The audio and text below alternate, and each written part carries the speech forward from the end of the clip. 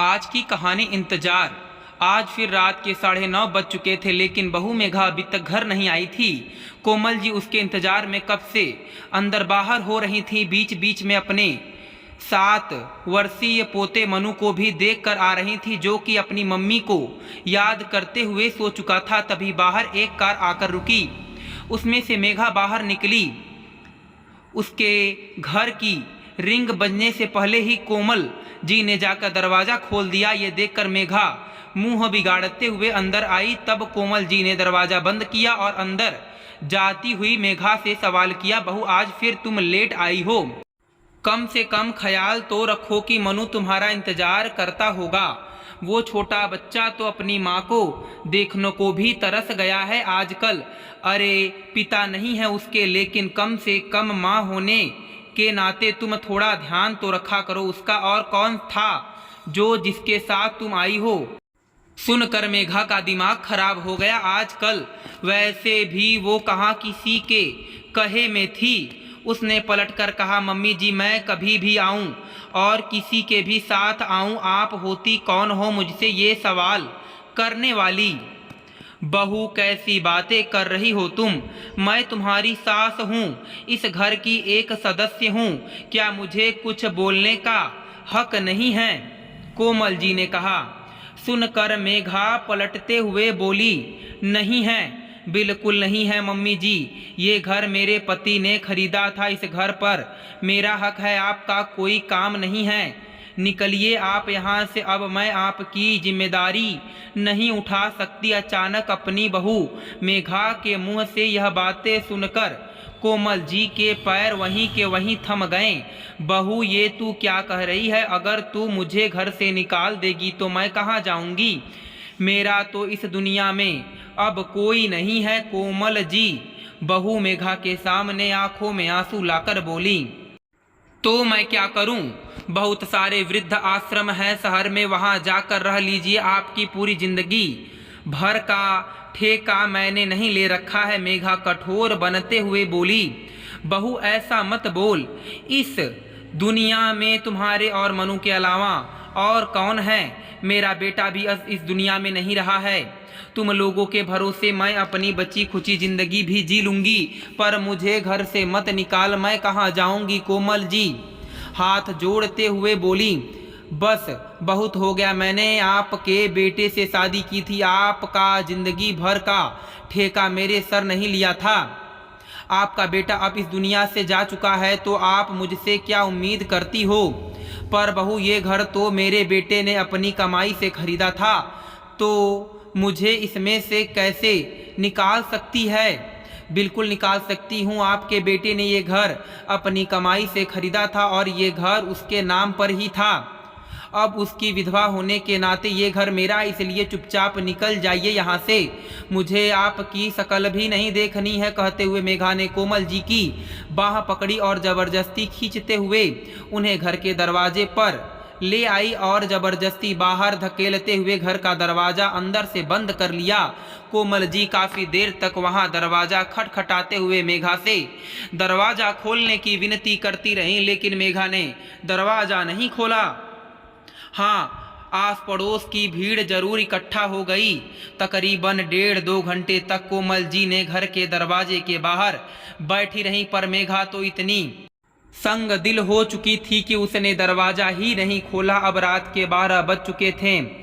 उन्हें समझ में नहीं आ रहा था कि वो जाए तो कहाँ जाए। धीरे धीरे भीड़ भी छट चुकी थी। आखिर कौन इस पचड़े में पड़ना चाहेगा? आजकल किसके पास इतना वक्त है? लेकिन पड़ोस में रहने वाली कोमल जी की सहेली सुधा और उनका बेटा मनन उनके पास आए और उन्हें अपने साथ अपने घर ले गए। उन्हें घर ले आने के बावजूद भी कोमल जी के आंसू रुक नहीं रहे थे। तब सुधा जी उनके कंधे पर हाथ रखकर उन्हें सांत्वना देते हुए बोली, कोमल कब तक रोती रहोगी? थोड़ी हिम्मत रखो, तुम्हारे मायके फ़ोन कर देते हैं, तुम्हारा भाई या भतीजा तुम्हें लेने आ जाएगा। सुधा मैंने क्या गुनाह किया था जो मुझे ये सज़ा मिली? बेटे के इस दुनिया के जाते ही मैं तो बेघर हो गई। मेरे पास कोई भी जमा पूंजी नहीं है। बहू ऐसा करेगी, मुझे इसकी उम्मीद नहीं थी। मैं क्या करूं? मुझे कुछ भी समझ में नहीं आ रहा। कोमल जी रोते हुए सुधा जी से बोली, आंटी आप पहले रोना बंद कीजिए, ये लीजिए पानी पीजिए। फिर मम्मी कह रही है ना कि वैसे ही आपके मायके फ़ोन कर देंगे। आपका भाई और उनका बेटा तो बहुत अच्छे हैं, वो आपको पूरा सपोर्ट करेंगे, इसलिए अपने आप को बेघर तो मत कहिए। सुधा जी का बेटा मनन उन्हें समझाते हुए बोला, हे भगवान क्या दिन दिखा रहा है मुझे। क्या एक माँ अपने बेटे की कमाई पर कोई हक नहीं रखती? उसके मरते ही उसकी सारी प्रॉपर्टी उसकी पत्नी की हो गई। भला ये कैसा कानून है? कोमल जी रोते हुए बोली। वहीं बड़ी मुश्किल से सुधा जी और मनन ने उन्हें समझाया। काफ़ी देर तक वो यूं ही मौन रहीं। तब सुधा जी के समझाने पर वो आराम करने के लिए पलंग पर लेट गईं। पलंग पर लेटे लेटे ही उन्हें अपनी पिछली जिंदगी याद आने लगी।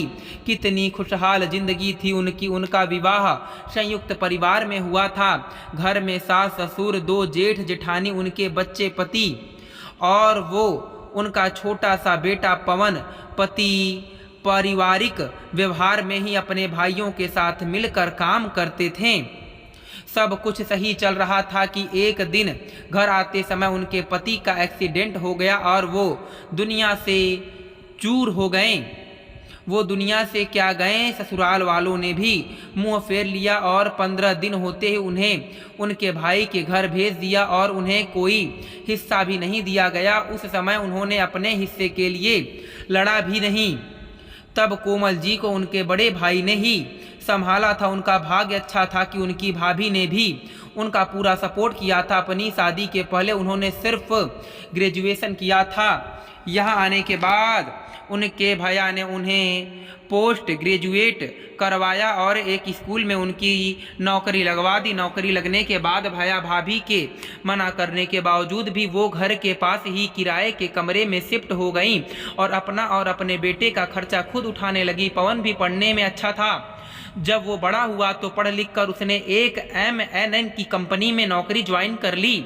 नौकरी लगने के बाद काफ़ी देखभाल कर मेघा के साथ कोमल जी ने उसकी शादी करवा दी। मेघा भी बहुत जल्दी इस घर में रच बस गई। 2 साल बाद वो बेटे मनु की माँ भी बन गई। अब घर के अधिकतर सारे खर्चे पवन ही उठाता था और कोमल जी की सैलरी सेविंग के तौर पर सेफ हो जाती थी।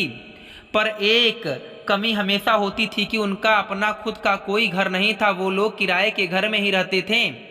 तब 1 साल पहले पवन ने अपना खुद का मकान खरीदा था, जिसमें कोमल जी ने भी अपनी सारी सेविंग दे दी थी। जब मकान खरीदने की बात आई तो पवन मकान कोमल जी के नाम से ही खरीदना चाहता था, पर कोमल जी ने मना कर दिया, ये कहकर कि मकान मेरे नाम से खरीदोगे या तुम्हारे नाम से, रहना तो हमें साथ ही है। लेकिन अभी 7 महीने पहले जब पवन ऑफिस में था तो कार्डियक अरेस्ट के कारण वो वहीं ख़त्म हो गया। तब मेघा और मनु का रो रो कर बुरा हाल हो रहा था। कोमल जी ने भी अपनी एकलौता बेटा खो दिया था, लेकिन अपनी बहू और पोते के कारण उन्होंने अपने आप को मजबूत कर लिया। लेकिन अब जिंदगी तो जीनी ही थी। मेघा पढ़ी लिखी थी तो 1.25 महीने होते होते उसने एक बैंक में नौकरी ज्वाइन कर ली। कोमल जी ने हर मोड़ पर मेघा का साथ दिया। घर का काम भी दोनों सास बहू मिल कर लेती। पीछे से कोमल जी मनु को संभालती। उन्होंने मेघा के पहनने ओढ़ने को लेकर भी कभी टोका टाकी नहीं की। कुछ दिन तो सब कुछ ठीक था, लेकिन उसके बाद मेघा के स्वभाव में फर्क आने लगा। लेकिन अभी पिछले 15-20 दिन से मेघा लेट आने लगी थी और लेट भी आती तो हमेशा किसी न किसी लड़के के साथ आती। अब तो आस पड़ोस में भी बातें होने लगी थी। कोमल जी उससे पूछने की कोशिश करती तो वो भड़क जाती। उन्होंने मेघा को यहाँ तक कह दिया कि अगर वो शादी करना चाहती है तो बेहिचक कर सकती है, मनु को वो संभाल लेंगी। लेकिन मेघा ने कोई जवाब नहीं दिया। पता नहीं क्या चल रहा था उसके मन में, लेकिन आज ये सब हो गया। इसकी तो कोमल जी को बिल्कुल भी उम्मीद नहीं थी। सोचते सोचते कब कोमल जी को नींद आ गई उन्हें पता भी नहीं चला।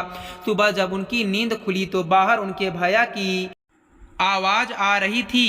वो उठकर बाहर आई तो उन्हें देखते ही रो पड़ी। आखिर उनके भैया ने उन्हें हिम्मत बंधाई और उन्हें लेकर अपने घर आ गए। घर आने के बाद कोमल जी अपने भाई के परिवार के साथ बैठी हुई थी। तब कोमल जी बोली, क्या मेरे पूरी जिंदगी ऐसे ही बीतेगी? ससुराल में मुझे कुछ नहीं मिला और अब बेटे के जाने के बाद भी ये हो रहा है। बेटे की संपत्ति से भी उसकी पत्नी ने मुझे बेदखल करके बाहर फेंक दिया, जैसे मेरा कोई अस्तित्व ही नहीं है। और कहते कहते वो रोने लगी। तब उनका भतीजा बोला, बुआ आप चाहो तो कानूनन उस प्रॉपर्टी में अपना हिस्सा ले सकती हो बेटा, पर कानून तो कहता है कि पति की मृत्यु के बाद उसकी सारी संपत्ति उसकी विधवा की हो जाती है। तो भला मुझे उस घर में कहाँ से हिस्सा मिलेगा? इसलिए तो बहू ने मुझे उस घर से धक्के देकर निकाल दिया। कोमल जी उदास होते हुए बोली, बुआ ये सिर्फ एक अधूरा ज्ञान है।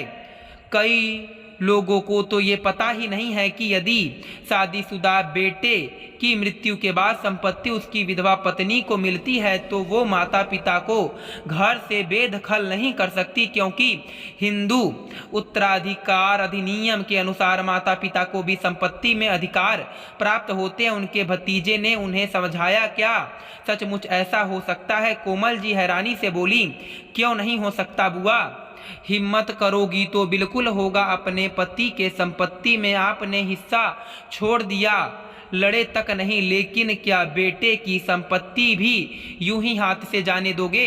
जबकि आपकी बहू के लक्षण ऐसे नहीं लग रहे हैं कि वो मकान भी संभाल पाएगी, इसलिए लड़ो। आखिर अपने भतीजे के बाद कोमल जी को बहुत अच्छे से समझ में आ गई और उन्होंने उसकी मदद से मेघा पर केस फाइल कर दी। जब मेघा को पता चला कि वो तिल मिलाकर रह गई, उसने भी अपनी तरफ से वकील हायर किया, क्योंकि वो मकान में कोमल जी को कोई हिस्सा नहीं देना चाहती थी।